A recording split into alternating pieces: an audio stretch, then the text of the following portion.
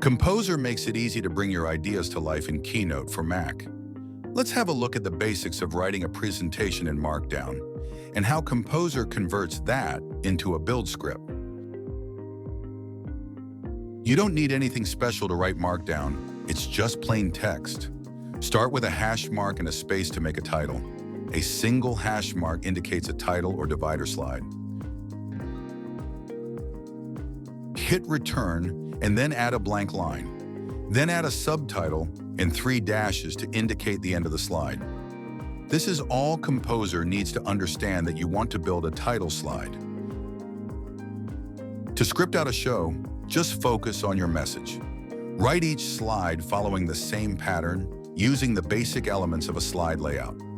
Use 2 hash marks on a title to indicate a common content layout, like title and bullets. To add bullets, just add a dash and a space to the beginning of each paragraph. When you're done, end the slide with 3 dashes, just like before.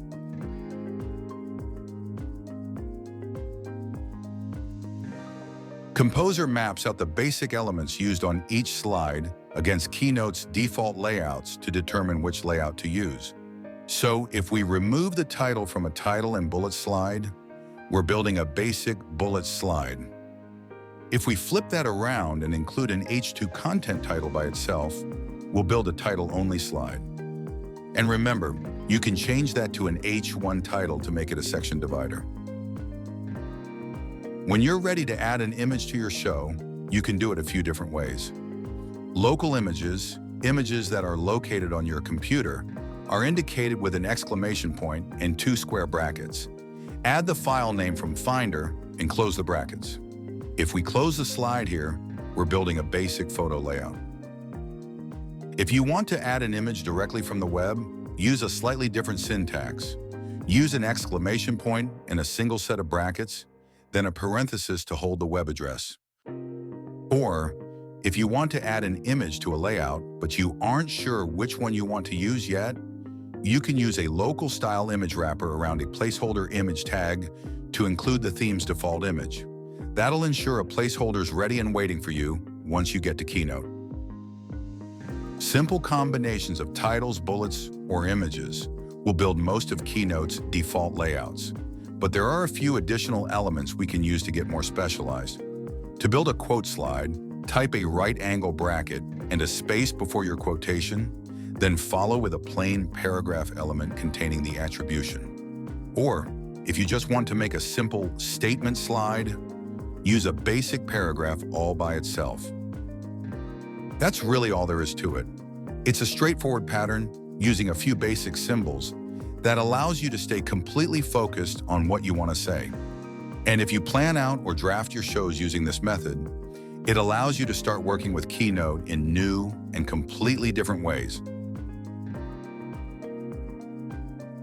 On your Mac, apps like Ulysses and Obsidian are specially made for writing this way and make it easy to edit and organize your presentations right alongside all of your other notes. In Obsidian, you can toggle between Reading View and Edit mode to see the Markdown source for any of your documents. Type Command-E or click the View icon to toggle between modes. Be sure Source mode is enabled in the View menu to view the plain Markdown source. And since it's made for Markdown, you can let the app handle the formatting basics for you when you drag in image assets from your Obsidian vault. This makes image integration a breeze.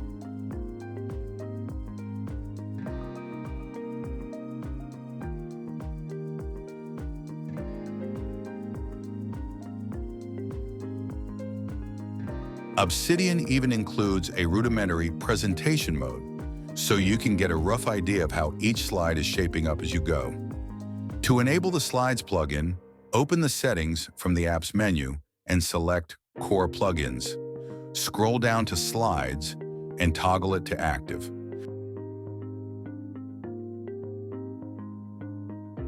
Once enabled, you can right-click or command-click a presentation document and select Start Presentation to switch modes.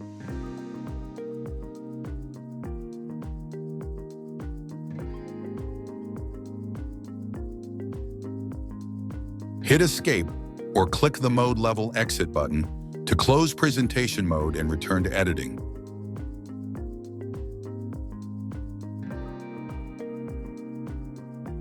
Whenever you're ready to transition to Keynote, select the Markdown source for your show and copy it to your clipboard. In your browser, bring up Composer and select the Compose from Markdown pathway.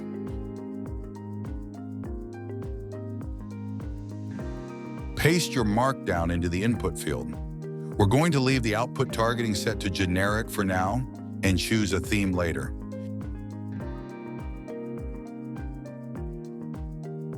Click the Compose from Markdown button to generate a build script.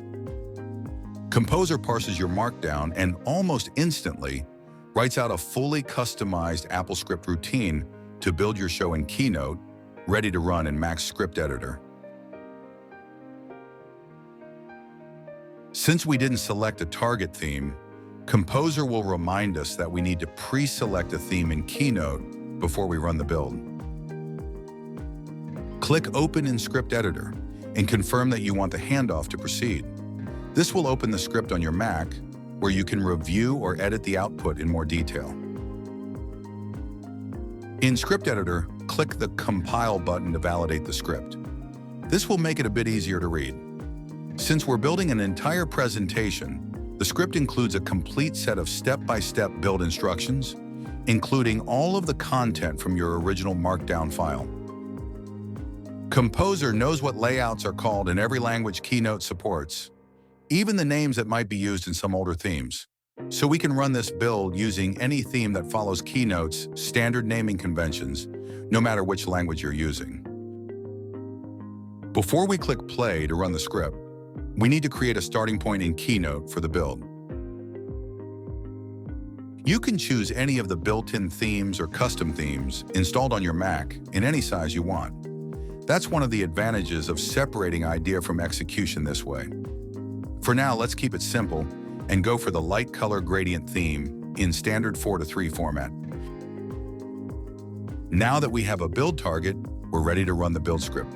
Switch back over to Script Editor and click the play button on your Composer script to start the build. Since we're using local images, we're also prompted for the folder we should use. Select the same folder we were using before in Obsidian and click Choose. And in just a couple of moments, you've got a complete Keynote build of your script ready to go.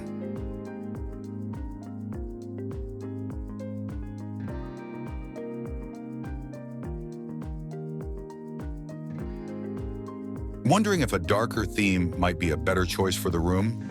Not a problem. We can run that same build script against another theme, even in a different size, with a few short clicks.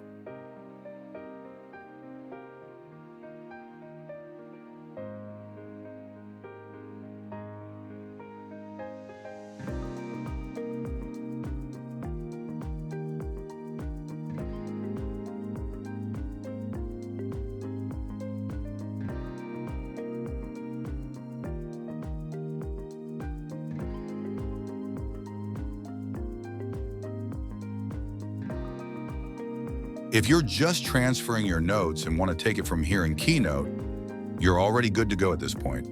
Save your Keynote file whenever you're ready to take over and discard the build script whenever you're done.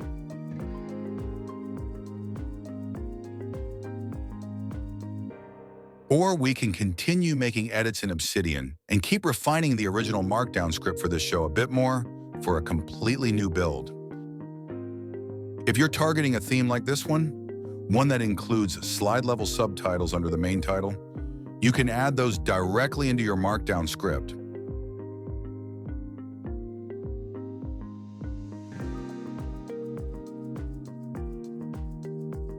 Use an H3 title with 3 hash marks directly after the slide title to target these sorts of subtitles on your content slides.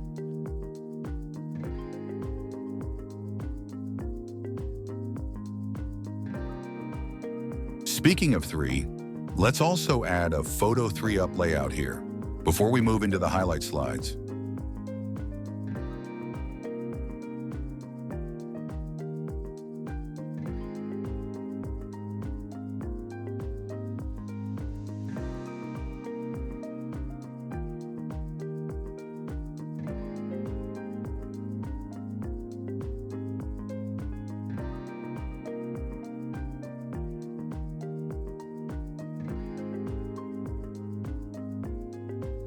Let's also add a bit of emphasis to our statement slide.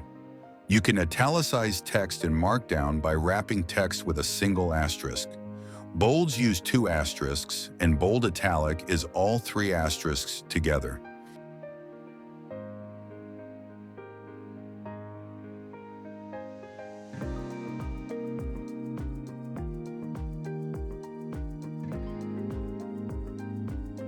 And we can add presenter notes right into the show's script. Add a new line starting with a caret symbol and a space before your note whenever you'd like to include them on a slide. Whenever you're ready to move back to Keynote, we just repeat the process from before. Copy the updated script to the clipboard. Back in Composer, dismiss the old build by clicking the Clear Output button above the old response. Delete the old Markdown and paste in the revised script. Then recompose with our changes.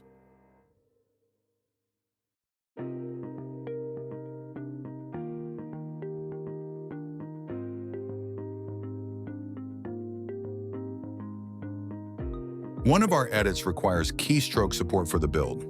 Follow these notes to allow Script Editor to use the keyboard if you get an error when you run the build.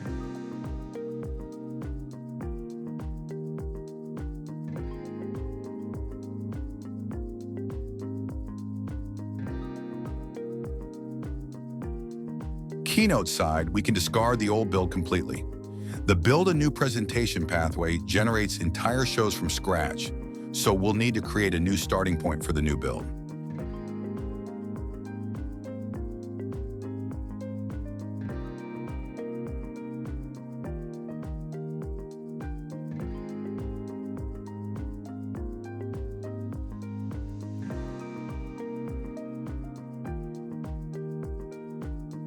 And just like before, we have a completely updated show built out in just a couple of moments.